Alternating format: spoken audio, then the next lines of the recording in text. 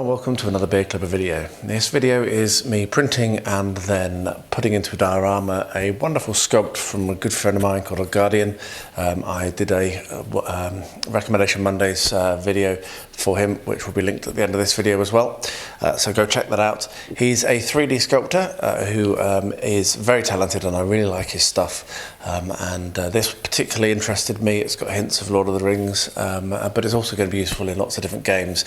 So I ended up printing two because the first one failed because I made a mistake, and made use of both of them because why not? I made a lot of mistakes in this video, so so prepare yourself for me saying, oh, I'm an idiot, I'm trying to fix things, but that's how it is. This is what this hobby is about. So I really hope you enjoy this video. Leave me a comment below. I do reply to all of them, so yeah, do pop a comment below. And thanks for watching, and I'll see you again at the end. So my second attempt, and it didn't fall off the plate. And it looks okay. As you can see, I've printed this differently to the first attempt. I have turned it upside down, I put some drain holes in, and I hollowed the model, and it's a lot lighter, which hopefully means it's going to have printed a lot better with less gravity on it. This is literally just off the build plate. I'm going to have to re-level because as I was taking the, I think that some resin got in underneath the magnetic plate this time, and as I was attempting to remove it, I managed to loosen that, so that's fine. It doesn't take very long to re-level. So what I'm going to do now is chuck this in the wash, and then wash it in, soak it in hot soapy water, and then separate and then clean it up, and then I'll show you what it looks like when I've taken all the supports off. So I'm pretty happy with it at the moment. Obviously you can't see very much, but it looks okay. It's a lot better than the first attempt. So let's get this cleaned up, and then we can think about painting. So I washed that in the mercury and then soaked it in hot water, and then forgot about it for ages in the hot water. I just came to it and the supports just melted off. I did a lot of supports on this. This is auto supported and chitty box with 75% fill. A lot, just mainly panic because of the previous time. But as you can see, there's a couple of bits here. If I zoom right in, you can see there's a couple of bits that I need to clean up with a knife. But largely it's printed okay, and this is going to be, this is not a miniature, it's terrain, so I'm not as worried about it, but I really like the sculpt. I mean, it's come out beautifully, so yeah, I mean, if you are looking for this, then I definitely recommend going and getting it from him. What I'm going to do now is let that dry, do a little bit of cleaning up with a hobby knife, and then cure it off in the mercury as well once it's totally dry, and then I will show you what it looks like, and I'll give you hints on how I'm going to paint it. Now I do have my original failed print, which funnily enough I actually really like as well, so let me just move and zoom a little bit so you can see there's the failed print and there's a successful one. The failed print is quite interesting, a little bit of elevation, as you can see totally flat, but and not come out right at all. But still quite a funky little thing, so I'm actually quite happy I've got both, but this one is going to be the focus of this print, this video. But what I wanted to show you was this one I printed flat, so all of the supports were on the bottom, and this one I printed upside down because I hollowed it and I did the kind of drain holes, so I printed it at an angle, which is not always ideal. You can see the angle here, how that is.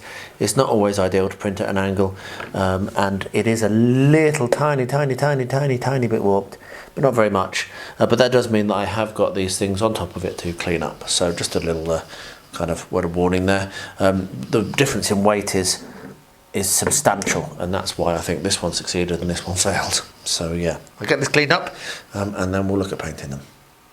Right, let's get started on the bases for these fantastic sculpts here. This is the one that misprinted, and this is the one that printed fine.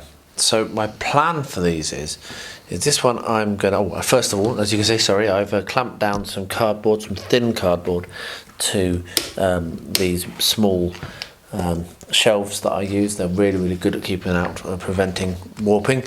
So what I'll do is I will build this up and cut it out, and when it's finished then it won't warp. So anyway, that's what that is. That's why they're set like this. So what I'm going to do is I'm going to glue this one, stick this one down so that it's got this is lifted up, and then build up around there with modelling compound, and bed the whole thing in with modelling compound. That's what I'm going to do with that one.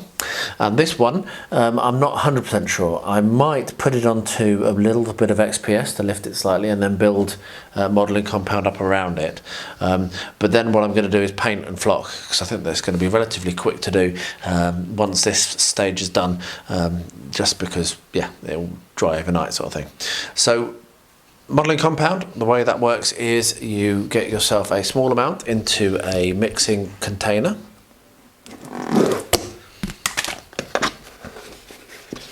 So what I have is I keep my modelling compound, if I can get that in shot, zoom out, no, out. I keep my modelling compound in like an old paint pot, and I have a little kind of beaker which I use for measuring out, and then I have these plastic party bowls, and that's what I put the modelling compound in and mix it.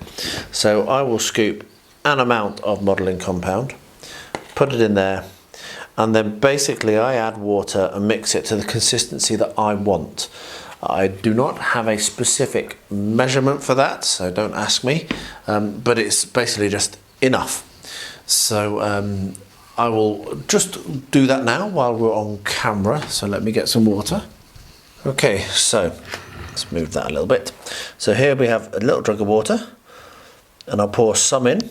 It really is not a scientific process, but I know the consistency that I'm looking for. Just pour a little bit more in. Just remember that you can add more water, but you can't remove it, and so if you overwater, you're going to have to add more compound, which might mean you end up wasting compound, and I don't like waste. So that's roughly the consistency I go for. I mix it quite thick. I know some people go a little more watery than that, but for me that's probably just right on the edge of being too moist, to be honest. But yeah, you can see it's still got a little bit of water in it, but you're going to be able to mould that and set that in place. So what I'm now going to do is just quickly make use of this while you're on camera. So actually I'll point the camera a little bit more correctly towards what I'm working on. Okay, so there we are. So what I'm going to do is basically stick a load of the modelling compound on. I probably will need to mix some more up, actually, as it happens. But basically put a patty in and then press it down onto this. And the key here is that I'm not going to be leaving the 3D printed shape on this, because what I'm trying to do is use it as a press mold, and then I'll let that dry, and then when I come to glue this in place, I'll be able to use PVA to glue it in place and bed it in. There we are. So we've got roughly the shape that we want. We'll be able to set that in. So I'll let that to dry, and then probably tomorrow I'll be able to come along and do the rest of the modelling compound work, and I'll think about what I'm going to do for the other one and show you. But I think I'm going to put going to lift it off slightly, but I'm not going to waste modelling compound on the other one. So yeah, there we are. Bit of a start, and you can see just how calm I am about using quite flexible materials, because generally this will now harden very nicely, and we will have a nice solid base underneath. So yeah, this might be a bit thin, this cardboard, but we'll find out. Anyway, rambling now, onwards. A very quick decision has been made, and I have decided that I am not going to raise this above at all. So all I'm going to do is come along with some gator glue, which is great for sticking these sorts of things together, and then glue this down and weight it down, and then I'll do a very basic kind of like bedding in with sand and PV and terrain paint rather than lifting it up. So we'll just pop the gator glue on like that, and then because gator glue does expand and I don't want this to lift, like I've said, I'm just going to weight it down a little bit. It doesn't need to be weighted down much. That should be enough. So we'll let that go off and then come back and do the next step very shortly. Okay, these are dried overnight. So simple as that. What I'm going to do is put some PVA glue here and glue this down to the top of the lump of Luke's modelling compound. It will be secured more permanently when I come to do the gravel and what have you around the edges and the texturing, but for now I'm just going to leave that like that and dry. This one's perfectly fine, so I'll probably process them together now and maybe only show one. I'll probably work on this one as the most complex. I want to have a tree coming out of here and stuff like that basically, and the other I'll use the same techniques. But yeah, we'll let's get this on the road. It's starting to look really nice, starting to really give the impression of what I was looking for. So you can see that I've done the flat one already, so let me show you how I'm going about doing the more built up one. I'm using black paint, black terrain paint rather than brown. Two reasons, one of which my brown needs refreshing. So yeah, and the second reason is actually I think that's what I want. I'm going to use a dry brushing technique to add browns and other colours, so it will work really nicely without having to use but it will give a really good depth. So there's another little technique. I may indeed do some more modelling compound actually. Now I'm looking at this as well, but this is going to be a good starter for 10. It's a quick technique, it dries very fast. So anyway, so we pop the paint around the edges like that, and then I have a tub here with some sand in it, which is just builder's sand, and just scatter it on. Depending on the effect you're going for, you can leave it on, but I'm going to actually empty this straight off back into the container because I don't want it to be too thick at this stage. Like I say, I might be putting quite a few different textures on this to get this right. I am on newspaper because you don't want to make a mess if you can help it. So yeah, lots of sand, and then we'll empty it back into the bucket.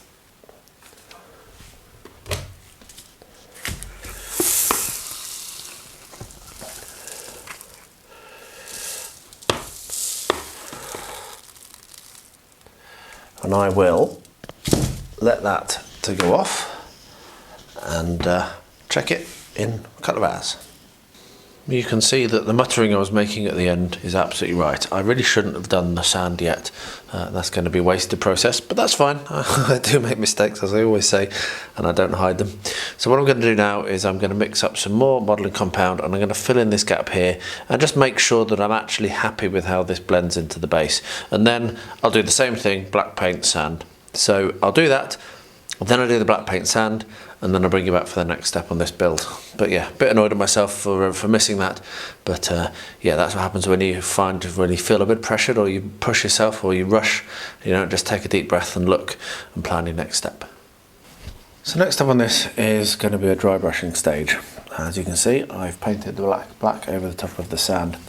And what I've got here is I've got some of the brown. This is the chocolate brown that I use to make my normal terrain paint.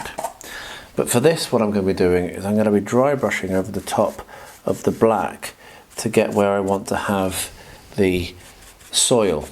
And it's such a quick and effective process. I will zoom in shortly when I've finished and show you what it looks like, because it just works so much better than, and I actually prefer it. I don't do it as much as I should, because I prefer it far over doing a plain brown base. You get so much better variation, and what I would suggest that you can do is potentially do quite a few different colours before you get to the brown, and really build up an interesting kind of like purpley bluey base, which would look good. I know that Sean is now, from Sean's Bitbox, is nodding and going, yes, yes, stones aren't grey, dirt isn't brown. So there we are, that's how quick that was. So if I zoom in, you can see what an effective effect Great word, effective effect, that is. So having said that stones aren't grey, what I'm now about to do is do a grey dry brush, well, just with the same brush, there's no point in worrying about it too much, over the top of this, just to give it a highlight. And I'll probably take some of this off afterwards. I just want to kind of like put a little bit of a different colour on the exposed stone, because the next thing I'm going to do, and I'm going to have to stop the camera and get a different brush for that, is the actual is the actual head of the fallen statue. So I have a different colour over there, which I'm going to use. So I'm going to stop the camera quickly, we'll readjust, and then I'll show you that. So what I've got here is this really pinky kind of colour, which is actually called Safari. And what I'm going to be doing is, it's probably going to take several coats, and it might be that I should have primed this first, but never mind. And I'm going to actually put this over, and I might actually come in with some different colours as well, but initially this is going to be my base coat. And I'm going to paint all of the statue with it. I want this to stand out quite nicely. Don't worry, I haven't forgotten about the tree that I'm going to put on this. I just wanted to get all of the painting done before I started doing the greenery which will be going around it. And I know exactly how the tree is going to go in, and I've even picked it out. So that will be happening at some point soon. So what we're going to do is we're just going to paint around all of this with this Safari colour, which is a kind of dusty pink. And then I'll let that dry. Might have to do a couple of coats. And that will really stand out once it's done. Once it's got enough coats on it, it will really stand out against the rest of the green and the brown and the black. So that'll be a really nice touch. And I am doing the other one alongside at the same time. As you can see, I've not done the brown dry brush, but I've done the grey, and I'm about to do the statue now. So yeah, I'm doing them together as I said I would. So yeah, good to see this progressing as well. So it's time to start dressing this. What I've decided on, as I've said, is some trees. So this tree is going to sit there, I think. I might put the dead one there actually. If this dead tree goes there, here it is, got a little hole, then I think this tree will go there. So we'll have a dead tree here, and then this big tree here. And the reason I'm doing this is going to be impassable anyway, and so it'll make it look quite cool. And the reason why I'm deciding this now is I want to get my holes in place, so when I plant these trees, that's done and I'm not disturbing anything that I've added. And I know also to not put any greenery underneath where these trees are, because there just wouldn't be greenery underneath big trees like this. So a little bit of Bradle work to dig a hole in, and that's where those two trees are going to go. So what I'm going to do now is get my scenic glue out and get my scatter and put the turf on, and then when that's still wet I'm going to glue these trees in place. So I'll gather my scatter together and then I'll put some music on, you can watch as I do that.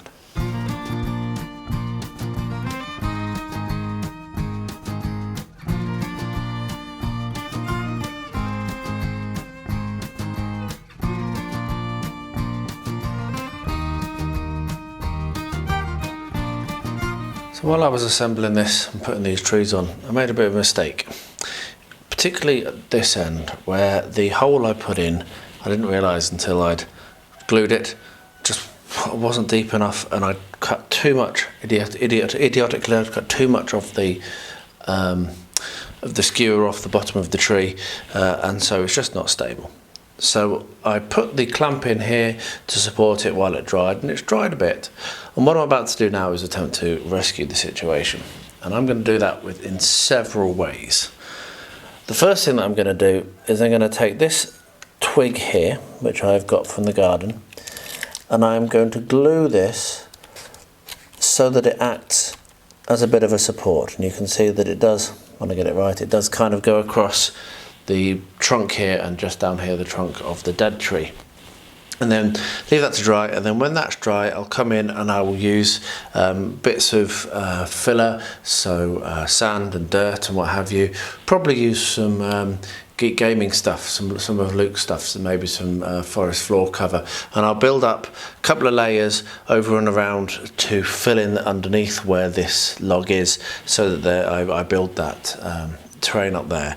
Now this is something I shouldn't have to do, it's just a complete mistake, but I'll save it, it'll be fine, and I thought I'd show you how I'm going to do that. So it's not really going to be possible for me to film the process, but what I'll do is I'll bring you along when I've got something to see, so you can see how it looks, because it's going to be a bit fiddly for me to get in there to do this, and particularly with my hands in the way of the camera you won't be able to see it. So yeah, so I'll show you what it looks like when it's done, but that's the idea. Glue this across, fill in underneath with some more terrain stuff.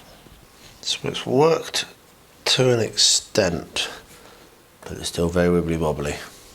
Now this one's fine, but this one's wibbly wobbly. That's the one that I trimmed too much of the trunk off. Such a stupid thing to do. So what I'm doing now is I'm mixing up a very, very small amount of modelling compound, and I'm also mixing in some brown paint so that the modelling compound will be brown. It doesn't go very brown, but it just won't be white, which is what I'm aiming for. And what I'm going to do is I'm just going to come in and I'm going to build up that area around it with modelling compound. This is the nuclear option as such, but I think it will work because it will build up a solid around the outside of it, around that trunk, and then I can come in afterwards and put a little bit more kind of texture in if I need to. So I'm going to try and do this on camera, but I don't know if I'll be able to. Let's see. So I might need to get a tool, because what I need to do is build it in under here and go on top as well. So let's see how well this works.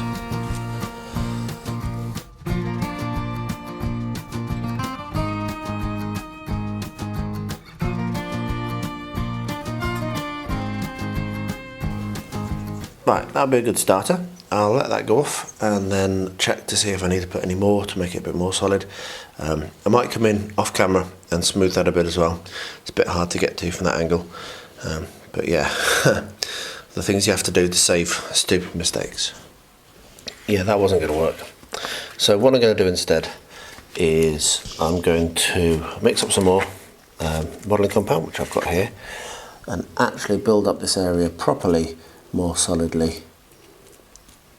I couldn't get in, I wasn't able to give enough support, so we're just going to extend the terrain piece a little bit further out this way just to give it a little bit more support. And what I will do is I will then come in while this is wet and stick the tree in, as my plan was then before, with the kind of like munging it into place, but this is going to be a more solid base for the tree to sit in. As you can see, this one's solid as anything, that one's fine. It was just mainly cutting the trunk too short, which was the mistake. And what I can do is once this has gone off, I can come in with some more some more scenery stuff. And I might actually let this go off and not put the tree back in just yet. Let this new lump that I'm building out from the edge of this terrain piece go off, then drill it out and glue it again, so I can then do the scenicking underneath it. Bit of a frustration because I was so close to in a happy place with this and then made that mistake. Just the mistake was cutting the trunk too short. So just remember that you can always cut more off but it's very, very hard to put stuff back on that you've cut off. So be a little bit more kind of cautious. Having said that, the one thing that has worked very well, which I will now use, is the Luke's APS's pine forest ground cover. Looks absolutely superb just here. So if we move the camera very slightly, so it gives it a little more light. That looks really nice. It really does look like underneath the pine forest. So I'm going to use more of that. Anyway, I will let this bit of modelling compound dry now.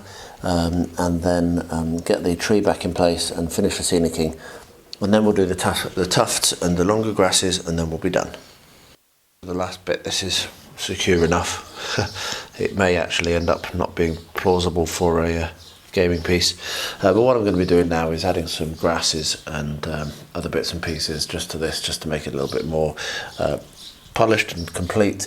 And then I'm going to, yeah, I've enjoyed it, but that was a bit frustrating, that damage that I did to the tree, not doing it right. So yeah, so what I've got here is some old bristles from a brush. They're a bit long at the moment, so I have a good solid scissors that I can use to cut them, and then just dip them in PVA and put them on the base. So if we just cut them in half like that, then I've got a good little tuft that can kind of like tuck in there, and they're nice and straw coloured, so they look like dry grasses or dead grasses or whatever. And what you can do if you're a little bit worried about them falling over is get a brush which has some terrain glue on it, and just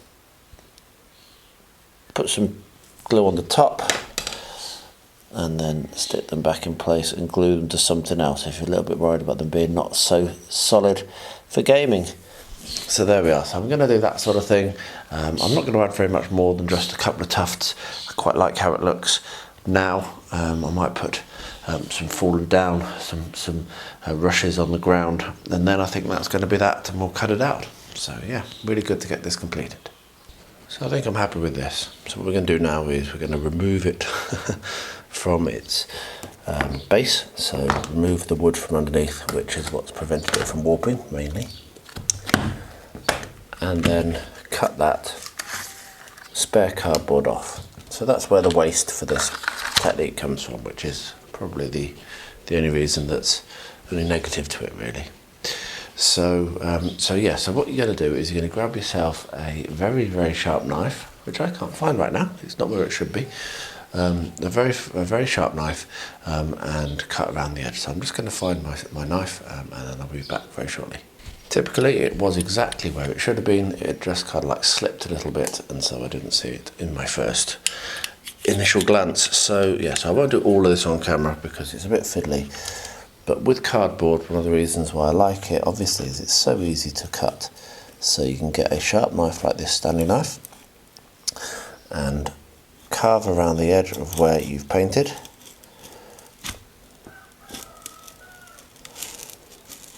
And then remove the section. So don't try and do it all in one, because you'll end up causing problems. But then you can remove a section, and you can see that there is going to now be, that there is now done. And so what I need to do is work my way around all the other sides, and then that'll be ready for the table. So I will get that finished, and I'll bring you back to show what it looks like. So there you are. Really enjoyed that project. The mistakes I made on this one were very frustrating, and yeah, I mean, obvious mistakes as well. Don't cut too short first. Cut less than you think you need to off, and then you can always cut a bit more off, and that's what caused the problems with the tree. But other than that, it's come out really, really well.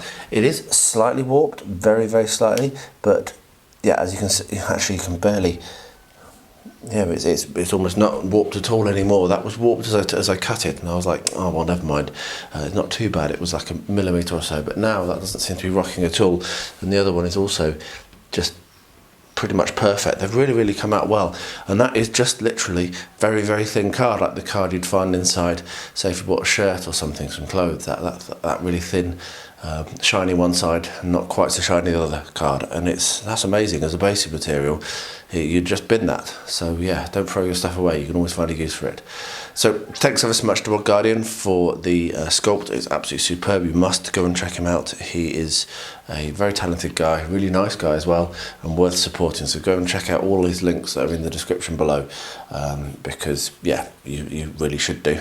And yeah, the brilliant sculpts, and he's done many, many more since doing this one, and there's a load of good stuff in there. So yeah, go for it. So that's it. The project is finished. Yay!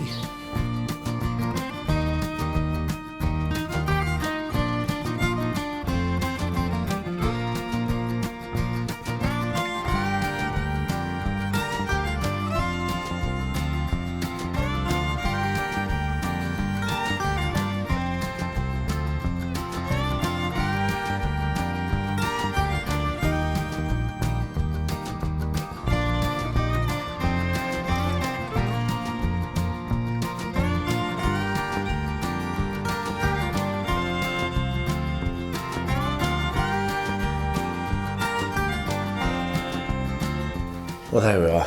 That was a really awesome build and also a really frustrating build with the mistakes I made, but I did manage to put it around and get two nice pieces of scattered terrain that are going to work really nicely on the tabletop for any 28mm gaming, so SBG and Moonstone being the two main ones. But yeah, I mean, it could even work in a real world, so if I were to use these on the tabletop for Blood and Plunder, that would also work. So yeah, a bit of variety there, and I think the sculpt is fantastic, so please do go and support Odgardian. The links are in the description below. The link for his channel is one of my recommendation Mondays, and yeah, go and give him some support and some love, because he really deserves it. He's a top lad, and he does some really lovely things. So anyway, I'll wrap that up now. I hope you enjoyed it. If you made it this far, I presume you did. Please do leave me a comment below. I always do read them all and I reply to every single one, so don't be shy, make yourself known, and as always, please stay healthy, stay safe and stay well.